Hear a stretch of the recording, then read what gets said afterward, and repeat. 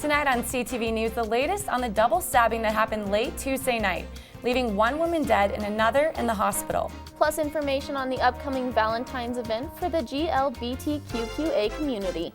And a behind-the-scenes look at an engineering facility off campus. All this plus weather, sports, and entertainment coming up right now. Good evening, Rams. You're watching CTV News. I'm Kay Bennet. And I'm Grace Reeder. One woman is dead and another is in the hospital after a double stabbing Tuesday night. The stabbings occurred at a duplex on the 1600 block of Stover Street. Police say that 26-year-old Tolentino Corzo Avendano and 41-year-old Tomas Vigil are in custody. According to police, both men are accused of first-degree murder and attempted first-degree murder.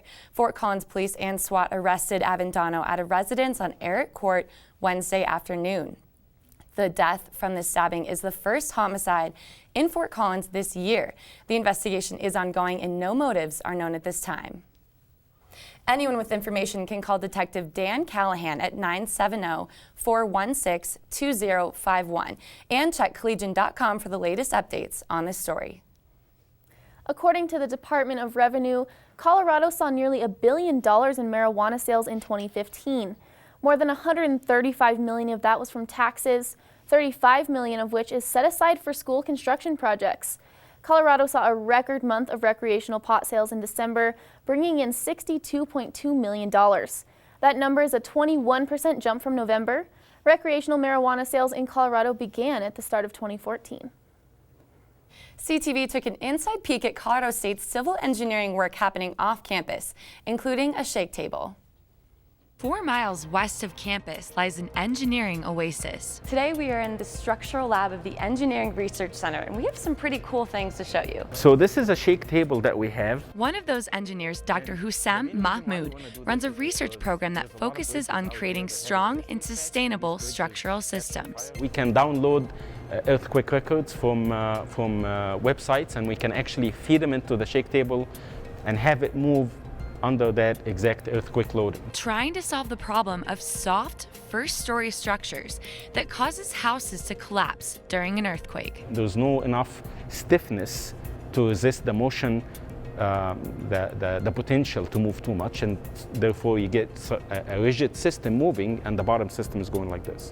The structural lab also includes a system that tests bridges under heat and force, something that Dr. Mahmoud hopes to combine with the shake table in the future. So what you're saying is this process tests earthquakes, and you're looking for a multidimensional system that tests fires, earthquakes, all of it put together, because that's what happens in real life.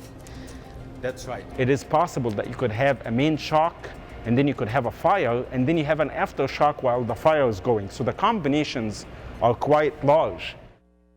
Tune in to CTV next Thursday when members of the civil engineering team add some serious heat and 100,000 pounds of weight to a model bridge. There are many resource centers at CSU aimed at helping students navigate college life. With the Valentine's Day weekend coming up, the GLBTQ and Women's Gender Advocacy Center are working to give bi, pan, poly, and trans students a place to love themselves. On Friday, the Women and Gender Advocacy Center, alongside of the GLBTQ Center, are hosting a bi, pan, poly, and queer gathering. So it's really just meant to be an open space. That's why it's called a gathering. So hopefully kind of low pressure. The gathering is an attempt to gauge what bi, poly, pan, and queer students may need. We certainly hate to kind of have our own ideas about what someone needs or what students need, and they're like, that's actually not what we want. So we came to this from the information that we gathered and thinking that this could be a good first step. A first step to create a space for bi students. Hopefully, like in the future, like if we establish that this is exactly what we want, then we could totally look at kind of replicating it again later in the semester, kind of ongoing. Because it's Valentine's Day weekend, the event will include making Valentine's crafts. It's kind of sharing the love for yourself and the love for others. So if that is really just acknowledging the love that you have for yourself, or the love that you're building for yourself in terms of like this identity, this sexual orientation, or if there are really people in your life that you like to share kind of who you are and your love with, that can also come through in the Valentine.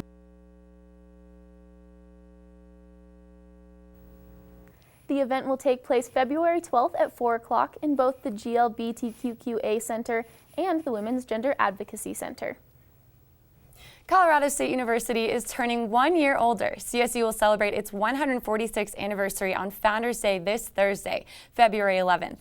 The university will honor Dr. Stephen Withrow, the founding director of the Flint Animal Cancer Center, with the Founders Day Medal. Students, staff, and friends are invited to the LSC Plaza for free cookies and bookmarks. The festivities begin at 1:46, so don't be late. Coming up after the break, the latest Fort Collins weather forecast. CTV will be right back.